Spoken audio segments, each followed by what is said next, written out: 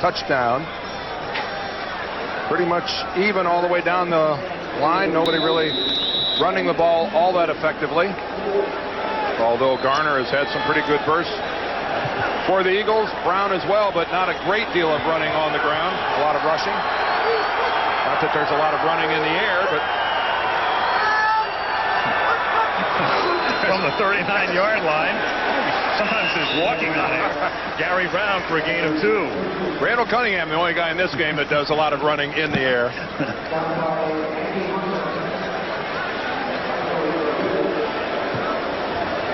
Gary Brown back in action, twisted his ankle against Cincinnati. Randall Cunningham awaiting his turn on the Eagle bench. That game against Cincinnati, the only win by the Houston Oilers so far here in '94. Second down and 8 from the 41-yard line on a delay. Gary Brown gets ridden down. Nice play by Byron Evans at the line of scrimmage. Again, the Oilers on second and long, going with the tight end offense. Kind of a strange offense. It seems to me you commit to a run and shoot, go with it, or you don't. You change it totally, but they're trying to be a little bit of both. Consequently, they're not 100% of either. Third down and 10. Oilers at their own 39. Early third quarter. Philadelphia leading 7-6. And he floats one to Gary Brown. Seeks the first down, gets it. Eric Allen takes him down at the 47 of Philadelphia. That was a good pass by Cody. That blitz was on part of the Eagles. He read it, laid it up right into the arms of Gary Brown. Real soft touch on that. Well, Brown's unaccounted for on that blitz. The Eagles come with 6. Look at all the guys in the middle, and Brown is wide open. That's the risk you run, and what you're counting on is to give up that first down yardage. You know that the quarterback has to make a good play, and that time Carlson made it. At the 47-yard line. Cody throws, the catch is made, and that's Gary Wellman seeing his first action of the season, hurt during preseason action, and Gary Wellman, who has been on the inactive list, gets back in uniform and makes his first catch of the season. A broken fibula, and it kept him out for a long time. All through training camp, they kept thinking he was going to come back, and just didn't quite come around. Came off the bench and became a starter a year ago. Another one of those smallish types. Got a lot of records out of USC. 5'9", about 175 pounds. Didn't even make it to the preseason games. He broke it in a scrimmage against the Cowboys before the preseason schedule even started. Second down and 7 at the 44-yard line. And Brown with a nice hole through the middle takes it down to the 37, and he's very close to a first down. Greg Jackson makes the tackle. Not supposed to be able to run very effectively against the Eagles up the middle. This one's close enough for a measurement. Gary Lane calls for the chains, but good work up inside by Flannery. Bruce Matthews at center. Norgard substituting for Donnelly at right guard. Good job of controlling Harmon and the Fridge. This offensive line has been maligned all season long. They're doing a good job tonight against a pretty tough Eagles defense. Just a little short. Well, they've had their problems in pass protection. Gave up 28 sacks coming into tonight's game, coming into the weekend. That was the most in the National Football League. Yeah, they're going to have to call for volunteers. They don't improve in that statistic. Volunteers to play quarterback. Well, one of the big things in sacks is also who's the quarterback. And when you've had 3 different quarterbacks playing, like the Oilers have had, they've been on that rotation with Richardson, Carlson, and Tolliver. Unless you're a master at this offense, you're going to get sacked too. Third and a few centimeters, and Cody Carlson pushes his way forward and should have it, and does. First down. I think that would extrapolate 28 sacks to 6 games to about 74 sacks. There's not a whole lot of quarterbacks going to survive that over a season. I like that. Extrapolate. Extrapolate. No sacks tonight, however. That's going to hurt the extrapolation. Yes, it will. Well, I think that's pain that the Oilers are willing to go through. That pulled extrapolation. That's right. You ever have one? Maybe. I don't know. First down at the 36. And the route was cut off as Haywood Jeffries stopped. And Cody Carlson didn't stop. That might have been a pulled extrapolation. Yes, it was. Haywood Jeffries, individual coverage, it was a good read, I think, by Carlson. He had a fly pattern to Jeffries. It was single coverage. Eric Allen, for some reason, Jeffries pulled up. 4 Pro Bowls for Mr. Allen. Kind of 3 Pro Bowls for the man he was covering, Jeffries. 2nd and 10 at the 37. 10:53 to go in the third. And Gary Brown takes the little dump off. Gets it to the 31-yard line. It'll be 3rd down and 5. 10:40 to go, third quarter. Philadelphia leading 7-6. Pretty good looking drive for Houston. Around Veterans Stadium, the Eagles next week go to Washington, then come back against Arizona and Cleveland. Then they go to Arizona and go to Atlanta. So, not bad, all things considered. In terms of the caliber of competition, a chance for the Eagles to really get rolling. Ninth play of this drive. Cody throws, and it's tipped, and it's incomplete. And a tip by Byron Evans. It's about the 3rd tip for Byron Evans tonight. We mentioned earlier, he plays against a run as good as you'd ever want a middle linebacker to do it. They leave him in the nickel. They leave him in the dime. They get their money's worth out of a really great football player, Byron Evans. Got a penalty here. It's against the Eagles, however. There's a flag down, and the penalty is going against the Eagles for holding. It's going to be against William Fuller, if I had to take a guess.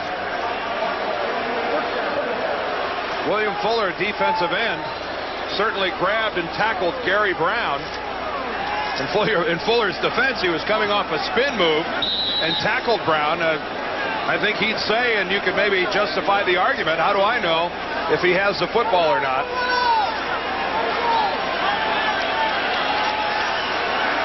An automatic first down. Defensive holding. Ball is at the 26-yard line. Gary Brown fumbles the football.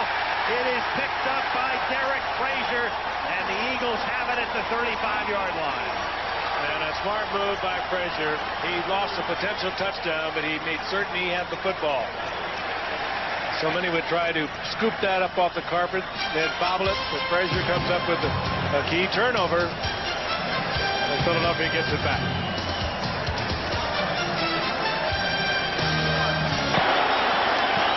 The Philadelphia Eagles, after the turnover, have it at the 35-yard line. That's the first time they've had the ball in this half. And Randall Cunningham with a 1-point lead throws, and it's batted away at the last moment, intended for Mark Bavaro.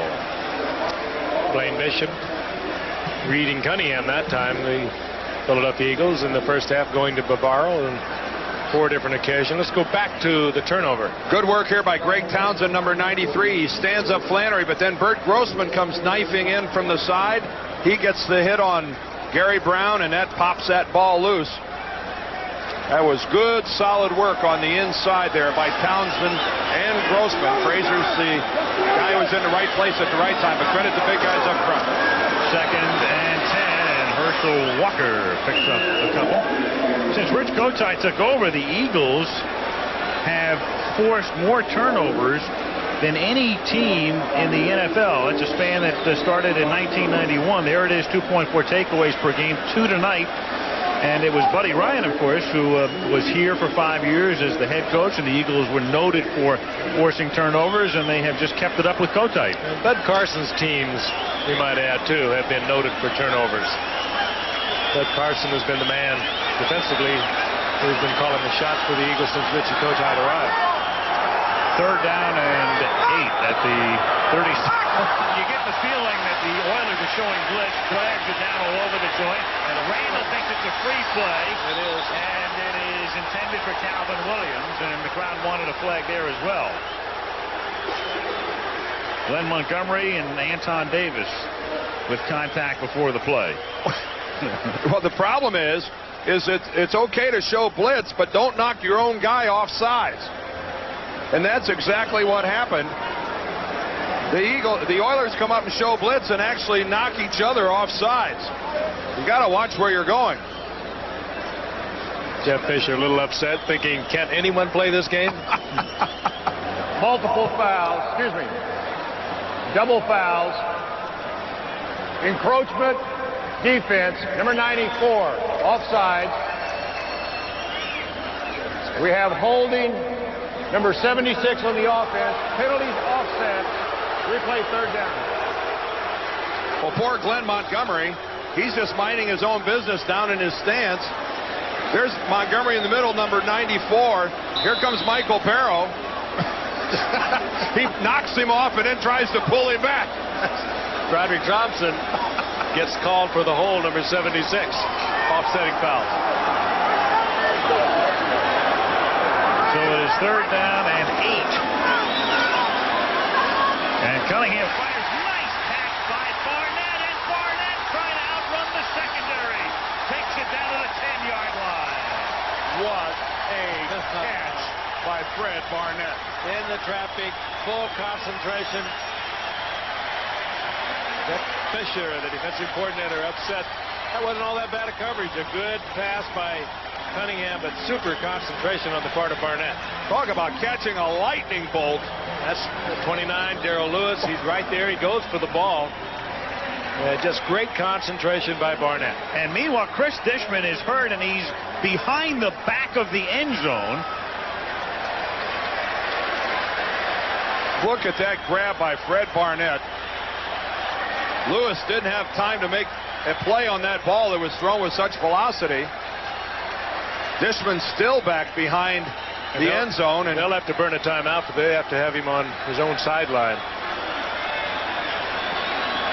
Chris Dishman, correct me if I'm wrong, doesn't look like he's even wearing any thigh pads. He's holding his leg.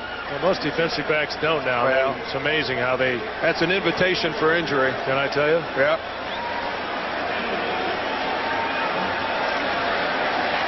But your defensive backs will do just about anything to lighten up, maybe get just a fraction more speed. Chris actually looks like he's hot. There he is right there to the left. He's hopping to get out of the way. It looks like he comes down awkwardly on his left leg. The foot stuck to the turf. Yeah.